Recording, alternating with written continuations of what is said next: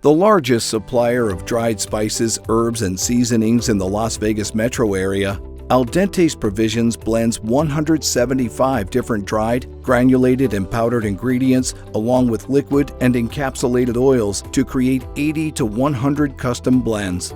After testing several blenders that punctured the cells of the spices and reduced flavor and aroma, the company installed a Munson Ribbon Blender. According to the plant manager, the blender provides a nice folding action that achieves a fully incorporated, homogeneous mix that is loose and almost fluffy. Despite wide variations in bulk density, from heavy ingredients like salt and sugar to light, fluffy herbs, the blender's split double helical agitator promotes thorough mixing during loading, blending, and discharge.